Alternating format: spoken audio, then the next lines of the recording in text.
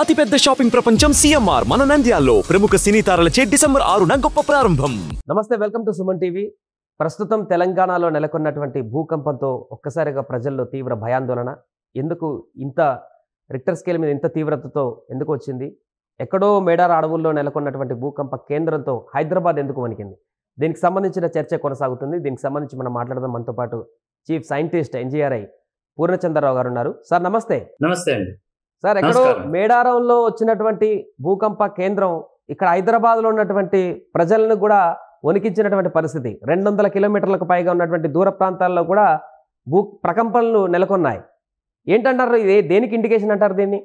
ఈరోజు ఉదయం వచ్చినటువంటి భూకంపం యాక్చువల్లీ మన తెలుగు రాష్ట్రాలకి సందర్భంలో చూస్తే కనుక కొంచెం పెద్ద భూకంపం అని చెప్పొచ్చు. ఎందుకంటే తెలుగు రాష్ట్రాల్లో మనకి జోన్ సేఫ్ జోన్లో వస్తాయి తెలుగు రాష్ట్రాలు. కాబట్టి జనరల్గా 5 కన్నా ఎక్కువ మ్యాగ్నిట్యూడ్ గల ఎర్త్క్వేక్స్ చాలా తక్కువ. గతంలో మనకి 2, 3 వచ్చినాయి, అంతకంటే లేదు. సో అందువల్ల మనం దీన్ని కొంచెం సిగ్నిఫికెంట్ గా భావిస్తాం. లాస్ట్ టైం నగరంలో చెట్లు కూలినటువంటి అప్పుడు కూడా కొంత భూకంపం వచ్చింది అన్నటువంటి ఒక సమాచారం ఉంది. సో అప్పుడే మేల్కొనలేదా? మరలా అదే ప్రాంతంలో ఇప్పుడు భూకంపం రావడానికి దానికి దీనికి ఏమైనా లింక్ ఉందంటారా? యాక్చువల్లీ ఇప్పుడు ఈ గోదావరి నది ప్రాంతంలో ఉన్న అటువంటి ఊళ్ళు కానీ పట్టణాలు కానీ వీటికి ప్రభావం ఎక్కువగా కనిపిస్తోంది. ఎందుకంటే ఈ గోదావరి రివర్ అనేది ఏదైతే ఉందో దీన్ని మనం ఫాల్ట్ జోన్ కింద మనం భావించవచ్చు. అంటే ఏంటంటే ఈ నది ప్రవహిస్తున్న ప్రాంతాలన్నిట్లో కూడా భూమి లోపల పెద్ద పెద్ద పగుళ్ళు ఉంటాయి అన్నమాట. ఈ పగుళ్ళు కొంచెం వీక్ గా ఉంటాయి. వీక్ జోన్స్ అంటాం వీటిని. ఈ వీక్నెస్ వల్ల అప్పుడప్పుడు సర్దుబాట్లు జరుగుతాయి. ఈ సర్దుబాట్ల వల్లనే భూకంపాలు వస్తాయి అన్నమాట. అయితే సాధారణంగా పెద్ద భూకంపాలు వచ్చే మెకానిజం ఈజ్ కంప్లీట్లీ డిఫరెంట్.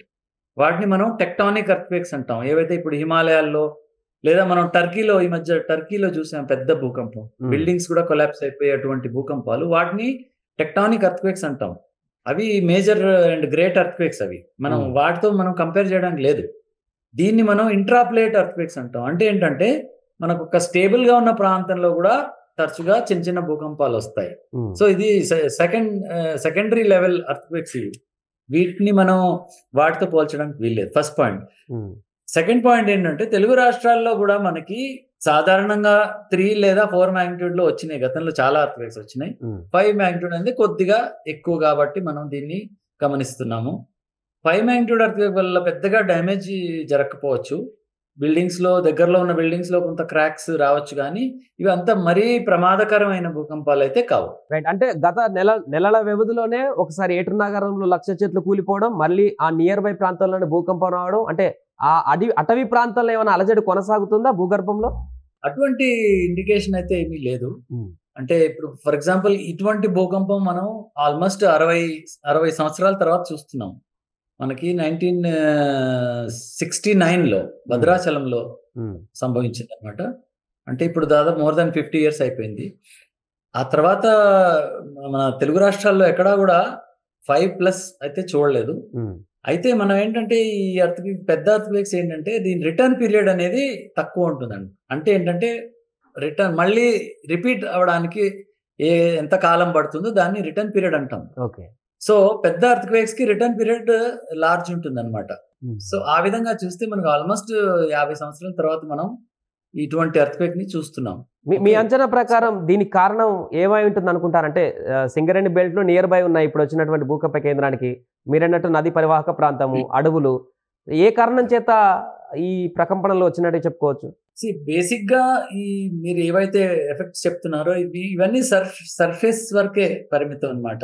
అంటే ఇప్పుడు చాలా మంది అడుగుతారు ఈ ఎన్వైరన్మెంటల్ చేంజెస్ లేదా ఈ వర్షపాతం ఎక్కువ అవడం వలన ఈ భూకంపాలు వస్తున్నాయి అంటారు. సో అటువంటిది ఏమి ఉండదు. అంటే చిన్న చిన్న భూకంపాలు రావచ్చు, వెరీ స్మాల్ ఎర్త్క్వేక్స్. రెయిన్ఫాల్ ఎక్కువైనా కూడా చిన్న చిన్న భూకంపాలు ఎక్కువగా రావచ్చు. లేదా రిజర్వాయర్స్ లేదా డ్యామ్స్ కన్స్ట్రక్షన్స్ మనం చేస్తున్న ప్రాంతాల్లో, వాటర్ ని మనం స్టోర్ చేస్తున్న ప్రాంతాల్లో చిన్న చిన్న భూకంపాలు ఎక్కువగా రావచ్చు. కానీ పెద్ద ఎర్త్క్వేక్స్ కి కారణం టెక్టానిక్స్ మాత్రమే. అంటే ఏంటంటే ఎందుకంటే ఇప్పుడు మనం మాట్లాడుతున్నటువంటి earthquakes they are much deeper. కొన్ని కిలోమీటర్ల లోతులో వస్తాయి ఈ ఎర్త్క్వేక్స్. సో దీనికి ఈ సర్ఫేస్ ప్రాసెస్ తో సంబంధం లేదు. ఓకే. సో వీటిని మనం టెక్టానిక్ ఎర్త్క్వేక్స్ అని భావిస్తాం. అంటే ఏంటంటే ఈ భూమిలో ఉన్న పగుళ్ళు వీటి మీద ఎటువంటి అడ్జస్ట్మెంట్ అయినా కూడా, మూవ్మెంట్ అయినా కూడా ఇటువంటి భూకంపాలు వస్తుంటాయి అన్నమాట. సో వీటిని మనం ఈ సర్ఫేస్ ప్రాసెస్ తో అంతగా లింక్ చేయడం కరెక్ట్ కాదు.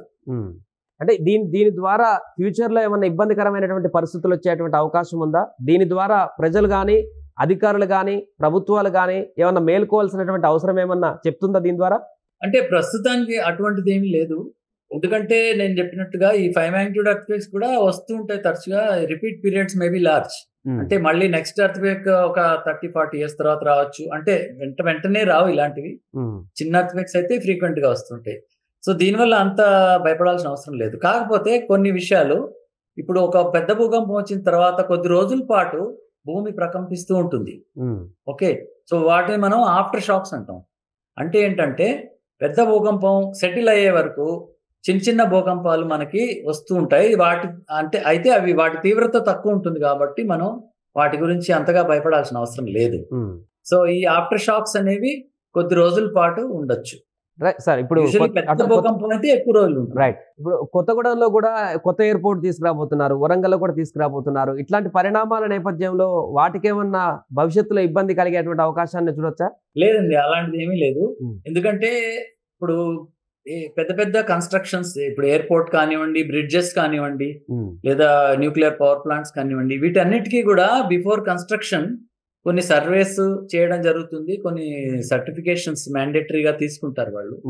And depending on the earthquake zone, దాన్ని ఆ ఎర్త్క్వేక్ ని రెసిస్ట్ చేసేటువంటి విధంగా కన్స్ట్రక్షన్ చేస్తారు. సో ఈ మేజర్ కన్స్ట్రక్షన్స్ కి అలాంటి భయం ఉండదు. సో దాని గురించి మనం భయపడాల్సిన అవసరం లేదు. ఎందుకంటే mandatory regulations are there, rules and regulations there. Earthquake ఉన్న ప్రాంతంలో దాన్ని తట్టుకునే శక్తి కలిగి ఉండే కన్స్ట్రక్షన్స్ చేస్తారు గవర్నమెంట్ కన్స్ట్రక్షన్స్ అన్ని కూడా. రైట్. ఇంకొకటి సార్, ఇప్పుడు వచ్చినటువంటి ఈ భూకంపం అనేటిది భూమిలో ఉన్నటువంటి సాధారణమైనటువంటి ప్లేట్స్ కదలిక వల్ల వచ్చిందా, లేకుంటే మానవులు చేసినటువంటి తప్పిదాల కారణంగా వచ్చినటువంటి ప్లేట్స్ కదలికలా? ఇది చాలా మంచి క్వశ్చన్ అండి. ఇది చాలా మంది అడుగుతుంటారు తరచుగా. అయితే ఇందాక నేను చెప్పిన విధంగా పెద్ద భూకంపాలు మనం కలగజేయలేము. అవి ఖచ్చితంగా ఈ ప్లేట్ల కదలిక వల్లనే వస్తాయి. ఎందుకంటే ఇప్పుడు ఫర్ ఎగ్జాంపుల్ మన ఇండియన్ ప్లేట్ ఉంది, అది నార్త్ డైరెక్షన్ లో కదులుతోంది ఇప్పుడు. సో హిమాలయాల కిందికి మన ఇండియన్ ప్లేట్ వెళ్ళిపోతుంది, కొన్ని సెంటీమీటర్లు జరుగుతుంది అన్నమాట ప్రతి సంవత్సరం. సో దీన్నే ప్లేట్ టెక్టానిక్స్ అంటాం మనం. అంటే రెండు ప్లేట్లు కలుస్తున్న చోట అతి పెద్ద భూకంపాలు సంభవిస్తాయి అన్నమాట. That is called plate tectonics. అందులో మనం చేసేది ఏం లేదు. There is no anthropogenic factor here. Completely it is nature, caused by nature అన్నమాట. సో వేరే స్మాల్ ఎర్త్క్వేక్స్ మన ఇండస్ట్రీస్ వల్ల కానివ్వండి, డ్రిల్లింగ్ వల్ల కానివ్వండి, లేదా రిజర్వాయర్ కన్స్ట్రక్షన్ చేసి ఇప్పుడు వాటర్ స్టోరేజ్ వల్ల కానివ్వండి, ఇలాంటి యాక్టివిటీస్ వల్ల స్మాల్ ఎర్త్క్వేక్స్ ఖచ్చితంగా రావచ్చు. కానీ ఈ డామేజింగ్ ఎర్త్క్వేక్స్ ఏవైతే మనకి బిల్డింగ్స్ కూలిపోవడం జరుగుతుందో, ఇలాంటి పెద్ద పెద్ద ఎర్త్క్వేక్స్ కి నేచర్ ఇస్ ద కాజ్, అంతేగాని మనం వాటిని సృష్టించడం జరగదు. సో ఇప్పుడు ప్రజలందరూ కూడా కొంత భయాందోళనకైతే గురవుతున్నారు. ఎప్పుడు లేని వింత పరిస్థితి ఏంటి, హైదరాబాద్ నగరంలో కూడా ఈ బంజారాహిల్స్ లో, ఇటు అంబర్పేటలో, హిమాయత్ నగర్ లో కూడా భవనాలు కదిలినటువంటి పరిస్థితి. అంటే వీరికి ఎలాంటి ఇబ్బంది లేదనేటువంటి ఒక అష్యూరెన్స్ అయితే ఇవ్వచ్చా సార్ ఇప్పుడు? ఖచ్చితంగా అండి. ఇప్పుడు హైదరాబాద్ కమ్స్ ఇన్ జోన్ 2. ఇప్పుడు సైస్మిక్ జోనేషన్ మ్యాప్ ఆఫ్ ఇండియా అని ఒకటి ఉంది. అందులో ఏ ప్రాంతానికి ఎంత హెజార్డ్, ఎంత రిస్క్ ఉంది అనేది మనకి కనిపిస్తుంది అనమాట. సో హైదరాబాద్ అనేది సేఫెస్ట్ జోన్, జోన్ 2లో వస్తుంది. కాబట్టి హైదరాబాద్ ప్రజలకి అంత భయపడాల్సిన అవసరం ఏమీ లేదు. గోదావరి ఏరియాలో స్లైట్లీ మోర్ హెజార్డ్ ఉంది compare to Hyderabad, but still it is not the highest. Highest అంటే మీకు జోన్ 5. జోన్ 5 అనేది హిమాలయ ప్రాంతాలు, అండమాను, నార్త్ ఈస్ట్ ఇండియా, ఈ ఏరియాస్ లో జోన్ 5 అన్నమాట. సో మన తెలుగు రాష్ట్రాల్లో ప్రజలకు నేను చెప్పదలుచుకుంది ఏంటంటే, మనం కంపారిటివ్లీ సేఫ్ జోన్లో ఉన్నాం కాబట్టి అంతగా భయపడాల్సిన అవసరం లేదు. కాకపోతే చర్యలు ఏం తీసుకోవాలి అంటే, మనం బిల్డింగ్స్ ని కరెక్ట్ గా కన్స్ట్రక్షన్ చేసుకోవాలి. అంటే గైడ్ లైన్స్ ప్రకారం మన కన్స్ట్రక్షన్ సరిగా ఉంటే చాలు, మనం will be safe. Right sir, thank you. So మొత్తానికి అది తెలంగాణలో వచ్చినటువంటి భూకంపంతో ఒక్కసారిగా ప్రజలందరూ కూడా భయాందోళనకు గురయ్యారు. ఈ గతంలో 20 సంవత్సరాలు రానటువంటి భారీ భూకంపం రిక్టర్ స్కేల్ మీద రావడంతో కొంత ఆందోళనకు కూడా గురవుతున్నారు. ఈ నేపథ్యంలో సాధారణ ప్లేట్ల కదలిక ద్వారా వచ్చినటువంటి ప్రకంపనలు ఇవి. దీని ద్వారా పెద్దగా భయపడాల్సిన పని లేదు. ఇంకా భవిష్యత్తులో కూడా చాలా కాలం తర్వాతనే మళ్ళీ ఇలాంటివి వస్తాయి, కానీ ఇప్పట్లో రావంటూ కూడా పూర్ణచంద్ర గారు చెప్తున్నటువంటి పరిస్థితి. సుమన్ టీవీలో మీ పర్సనల్ అండ్ బిజినెస్ ప్రమోషన్స్ కోసం కింది నెంబర్కి కాంటాక్ట్ చేయండి.